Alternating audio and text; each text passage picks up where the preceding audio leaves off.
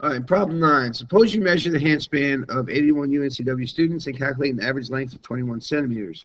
Suppose it is known that the standard deviation of all UNCW students is 2 centimeters. Construct a 95% confidence interval for the true handspan average of UNCW students. So here, n equals 81, x bar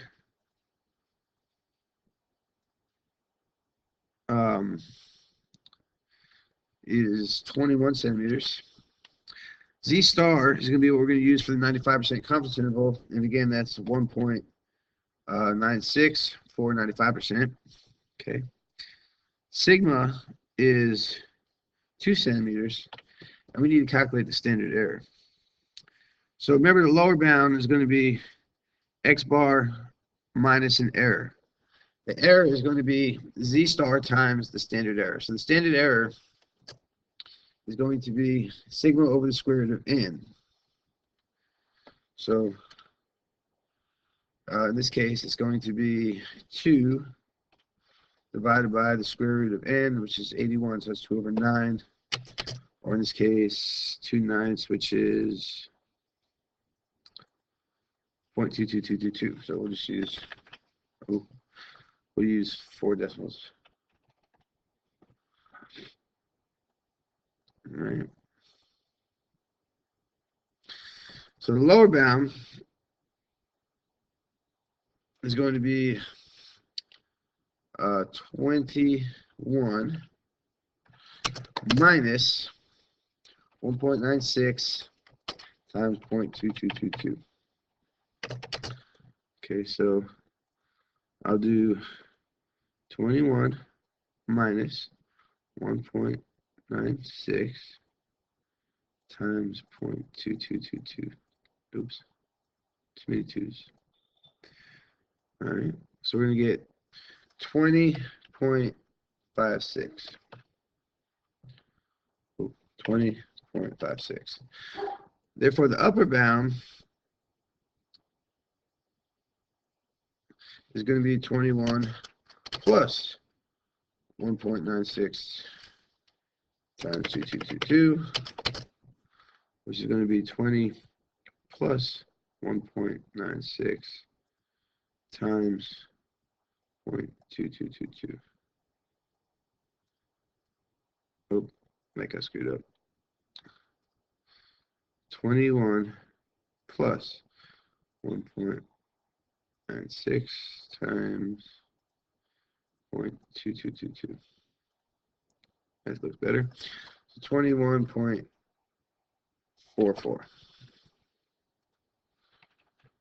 All right.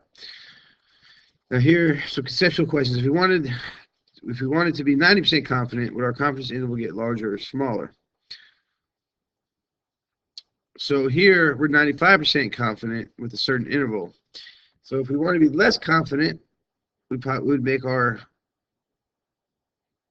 interval smaller, right? So in other words, if you want to be less confident, you're going to hit a target, make the target smaller. That's the interval. So in this case, definitely going to get smaller. If we took a sample size for the interval 95%, if we took a smaller sample size for that same level of 95%, would our confidence get larger or smaller? So again, the larger S is, or larger N is, the less variability we have. So here, if we take a smaller sample size, we're going to have a bigger error. So at 95% confidence, it's going to end up getting bigger. Okay. See, number 17, suppose a 95% confidence interval had, like a 95% confidence interval was between 19.1 and 22.5. That means we're 95% confident that the true mean is in this interval. So at a 5% level of significance, we reject or fail to reject the null hypothesis that the true mean of all students is 20 centimeters.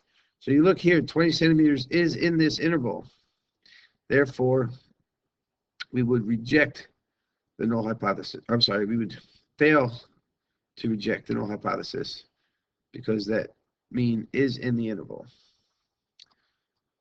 Here it says, if we wanted to be sure with 90% confidence that we're within 1 centimeter of the true mean handspan of all UNCW students, how large a sample should we take? and sigma equals 2 centimeters.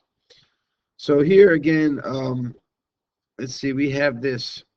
Let's see if I have some room down here. No, we're at the bottom. Let's go to new page. So we have this formula that n is going to equal z times sigma over the error squared. Okay. So here we have z. Let's go back. We have z, 90% confidence. That means z is going to be 1.645.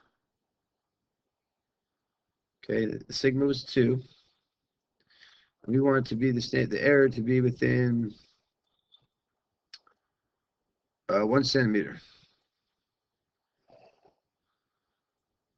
So over 1, I'm going to go ahead and square that. And then I'm going to round up, right? So if I come here, I would do 1.645 times 2. I divide by 1, so that's the same thing. I go ahead and square that. So that tells me 10.8, but again, I'm rounding up. So that's going to be, I need to take 11, n equals 11. So this would be 11.